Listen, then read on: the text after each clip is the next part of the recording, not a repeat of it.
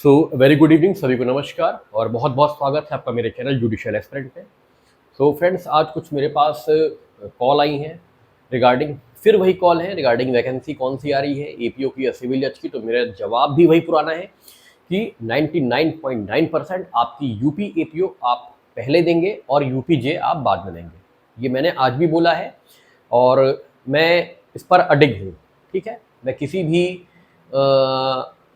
हवा में नहीं बह रहा हूँ। जो मुझे खुद का मेरा एनालिसिस कर पा रहा हूँ उसी का मैं आपको जवाब दे रहा हूँ। ठीक है, सुनी सुनाई बातों पर मैं गौर नहीं करता, ना मैं घबराता हूँ कि ये बातें हो रही हैं तो मैं भी वही बक दूंगा आपके सामने। ये सब मेरे स्टाइल नहीं है।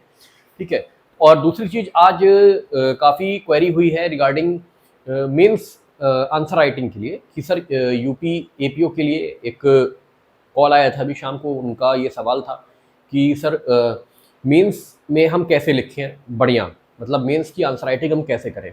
ये सवाल बहुत ही कॉमन है और ये सवाल सबके दिमाग में सर्कुलेट करता है जब बात आती है मेंस आंसर राइटिंग की।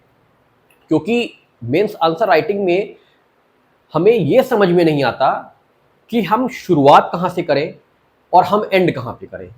मतलब सबसे बड़ा एक क्वेश्चन ये भी रहता है कि मान लीजिए जैसे 10 नंबर का सवाल आपके सामने आया मेंस का, अब उस 10 नंबर के सवाल में शुरू कहाँ से करें, एंड कहाँ पे करें। क्या केस लॉ उसमें ज़रूरी है कि हम एक केस लॉ उसमें दें, या केस लॉ ज़रूरी नहीं है, या केवल पॉइंट वाइज आंसर दें, या पैराग्राफ वाइज आंसर दें। ठीक है, या बेयर एक्ट की लैंग्वेज ही उठा के रखना है या अपनी लैंग्वेज भी यूज़ कर सकते हैं। तो ये सारे सवाल बहुत कॉमन है। ठीक है, इन्हीं का जवाब मैं आपको दे रहा हूँ आज। देखिए, मेंस आंसर राइटिंग के लिए कोई भी ऐसा एक कैलकुलेटिव फॉर्मूला नहीं है कि आप ये कर लीजिए तो आपकी मेंस आंसर राइटिंग अच्छी हो जाएगी। केवल एक फॉर्मूला सबसे अच्छा है मेंस आंसर राइटिंग का, वो है कि आप निरंतर प्रैक्टिस करिए। प्रैक्टिस करना है लेकिन उसका भी तरीका है। ठीक है, अब जैसे आप कोई भी प्रीवियस ईयर की अनसॉल्व लेते हैं, सॉल्व लेते हैं, तो उन सॉल्व को लेने के बाद आप देखते हैं कि उसमें क्वेश्चन के आंसर दिए हुए हैं। ठीक है, अब वो क्वेश्चन के आंसर उन्होंने कॉपी पेस्ट किया है या अपने से बनाकर उसको पब्लिश करा है, जो भी है। ठीक है, तो बहरहाल आपको एक आंसर मिल जाता है उस किताब से। अब उस किताब से आपको आंसर तो मिल गया, लेकिन क्या हमें डिटो वही का उठा के आंसर अपने आंसर बैठा देना है, उसी को कॉपी पेस्ट कर देना है?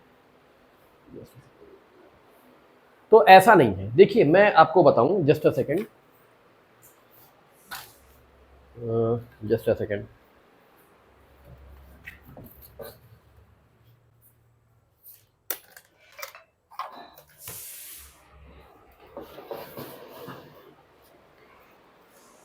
Sorry for inconvenience. तो जैसा कि देखिए, मेंस के आंसर राइटिंग में जैसे कि आपसे पूछ लेगा कि व्हाट इज थेफ्ट, अगर पूछ लिया तो अब थेफ्ट पे आपको काफ़ी बड़ा आंसर मिल जाएगा, केस लॉ मिल जाएंगे, पॉइंट वाइज आंसर मिल जाएगा।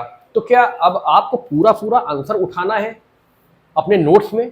ऐसा कुछ नहीं है।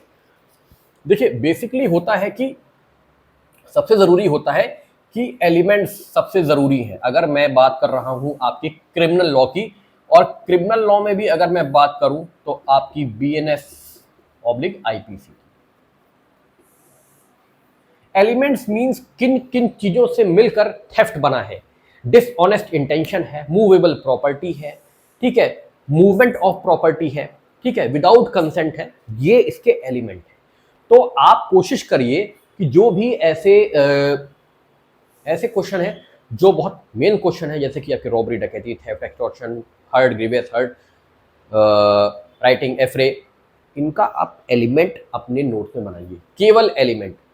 कविता कहानी लिखने की जरूरत नहीं है। आपको जब एलिमेंट याद होगा आपका आंसर फ्रेम हो जाएगा। ठीक है, और आपको लीडिंग केस लॉ पूछता है। ठीक है, तो भाइयों, जब आप अपना एलिमेंट बनाओ, अब जैसे कि थेफ्ट का है, 6-7 पॉइंट के एलिमेंट बनेंगे, 6-7 पॉइंट बनेंगे, लिख लो ये थेफ्ट में आता है। ठीक है, एक नीचे लीडिंग केस लॉ लिख लो इसका। अगर वो आपसे पूछ रहा है केवल illustrate with the case law, ठीक है, decide with the case law या गिव अ केस लॉ, ठीक है, लीडिंग केस लॉ, तो एक दो, मैक्सिमम दो leading case law, supreme court of माननीय सर्वोच्चतम न्यायालय के, ठीक है, आप सुप्रीम कोर्ट के केस लॉ को हमेशा प्रेफर करिए, हाई कोर्ट के केस लॉ को मत उठाइएगा। सुप्रीम कोर्ट के 1 या 2 मैक्सिमम 2 केस लॉ अपने नोट्स में पॉइंटर के बाद 2 केस लॉ डाल दिया, ठीक है।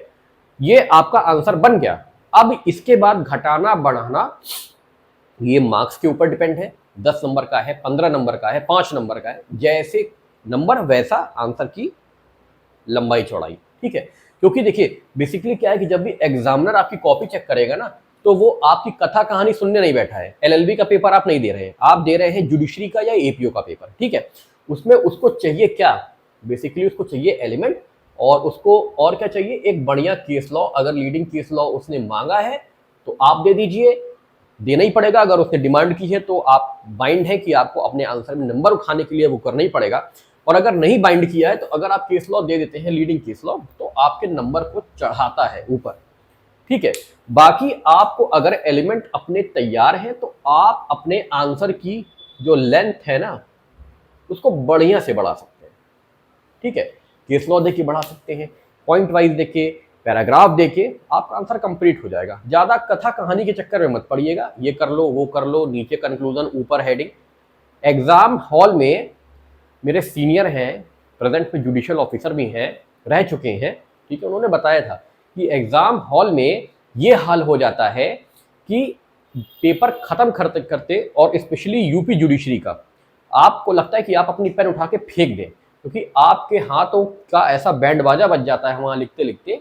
आप नहीं तो उन्होंने बताया कि यार देखो स्टार्टिंग में तो हर बंदा 1 2 3 पेज बड़ा सजा के लिखता है, लेकिन उसके बाद जैसे जैसे टाइम बढ़ता जाता है ना, सारी सजावट खत्म हो जाती है, ठीक है। तो आप तैयारी अपनी इसी स्तर की करिए कि केवल सज्जा में ना रह जाएं, आपके क्वेश्चन का आंसर जो हो वो परफेक्ट बने, एलिमेंट बने, केस लॉ मिले, इन सब चीज़ों से आपका आंसर बनेगा, ठीक है। क्योंकि इतनी सारी कॉपीज रहती हैं, उनको केवल देखना रहता है कि क्या इसने जो क्वेश्चन की डिमांड थी उसको कंप्लीट किया है कि नहीं, या केवल एलएलबी की तरफ पन्ने भर दिए हैं। पन्ने भरने से मतलब नहीं है, ये आपका सब पे लागू है, चाहे ये आपका बीएनएस हो, या ये आपका बीएनएसएस हो, या ये आपका बीएसए हो, सब पर यही फॉर्मूला लागू है। और यही करिए, जो मेन आपके ऑफेंस हैं, मेन आपके प्रोविजंस हैं, उसका नोट्स पॉइंट वाइज बना लीजिए, 5-6 पॉइंट में, जिसको आप जल्दी से दोहरा सके।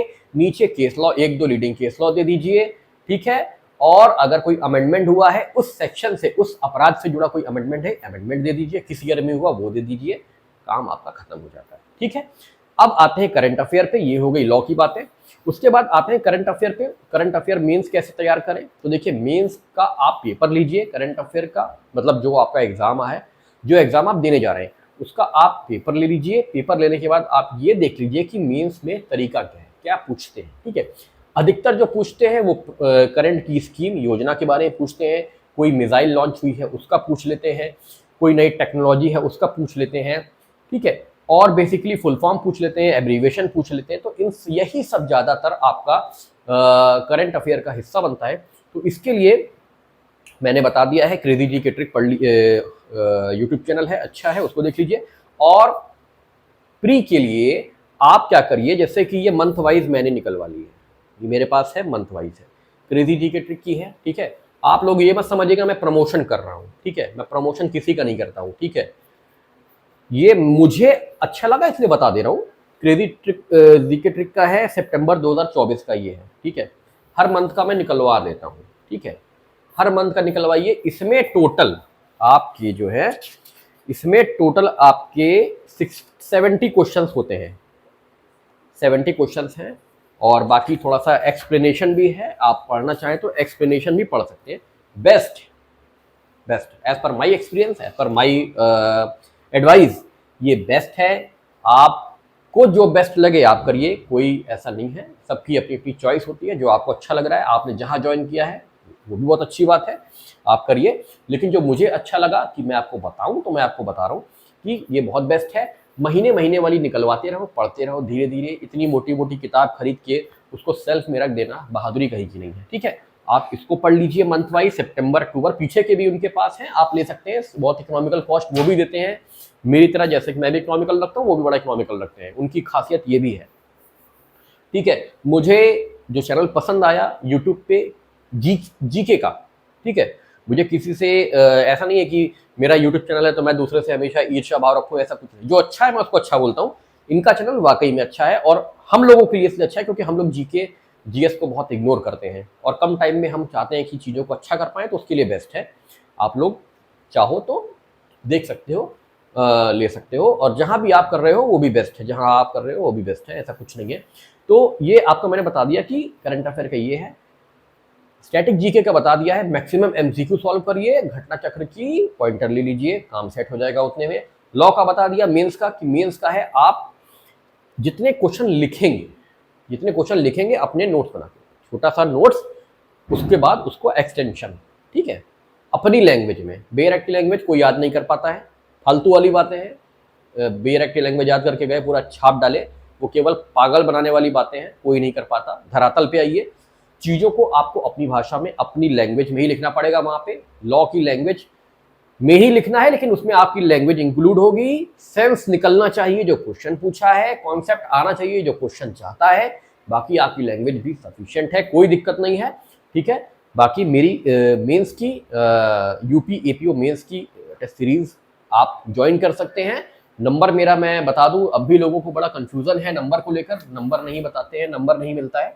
तो 7505757170 ये मेरा कॉन्टैक्ट नंबर है, आप उससे मुझसे व्हाट्सएप से बात कर सकते हैं। टेस्ट सीरीज के बारे में आप यूपी एपीओ मेंस, मैं यूपी जुडिशरी की टेस्ट सीरीज नहीं चला रहा हूँ, मेरे पास अभी इतना टाइम नहीं है, सीधी सी बात है। मैं आप लोगों को झूठ बोलकर फंसाकर कोई काम नहीं करना चाहता। मैं यूपी जुडिशरी की टेस्ट सीरीज अभी नहीं चला रहा हूँ, मेरा अभी कोई प्रेजेंट में प्लान भी नहीं है, यूपी एपीओ कवर कर रहा हूँ, it is well enough for me. तो यूपी एपीओ के लिए आपको अगर कांटेक्ट करना है तो आप मुझसे इस नंबर पर UP APO pre, UP APO mains के लिए कांटेक्ट कर सकते हैं। जो भी क्वेश्चन होंगे मैं उसके जवाब आपको दे दूंगा। फीस से जुड़े सवाल भी आपको सवालों के जवाब भी आपको इस नंबर पे बात करने पे ही मिलेंगे, ठीक है। तो आज के लिए इतना ही, अपनी पढ़ाई पर जोर दीजिए, बहकावे में मत आइए, ज़्यादा टाइम मत गवाइए यूट्यूब पे, कब आ रही है कितनी आ रही है, जब आएगी जितनी आएगी आपको मालूम पड़ जाएगा, चाहे मेरे द्वारा किसी के द्वारा, मालूम पड़ने से मतलब होना चाहिए, वो मालूम पड़ जाएगा, ठीक है। और अभी आपके पास 2, 3, 4 महीने हैं फ्रेश, इससे पहले कोई पेपर आप देंगे नहीं, इसको लिख लीजिए, 3-4 महीने से कोई प्री का पेपर आप देंगे नहीं, इतना दिमाग में रखिए बस। इसी को सोच के तैयारी करिए, चाहे जे हो एपीओ हो, इससे पहले आप प्री में गोला नहीं बना पाएंगे वहां जाके 4 महीने से पहले, ठीक है। तो मिलते हैं बहुत जल्दी आपके साथ नेक्स्ट वीडियो में। आपके जो सवाल हो कमेंट बॉक्स में कमेंट करिए, जिससे कि मैं जवाब दे सकूं, ठीक है। अंतर्यामी तो हूं नहीं कि आप क्या सोच रहे हैं, कमेंट बॉक्स में कमेंट करिए, मैं इसका जवाब देने के लिए पूरी कोशिश करूंगा। तब तक के लिए सबको नमस्कार और बहुत बहुत आप लोगों का आभारी हूं। आप लोग मेरे चैनल को सराह रहे हैं, प्यार दे रहे हैं, इसके लिए सबको बहुत बहुत धन्यवाद। मेरी बातें आपको अच्छी लगी हो, मेरी बातों में आपको कुछ दम लगा हो, तो आप मेरे चैनल को लाइक, सब्सक्राइब और शेयर कर दीजिएगा, इतना ही मेरे लिए काफ़ी है। तब तक के लिए सबको नमस्कार, धन्यवाद।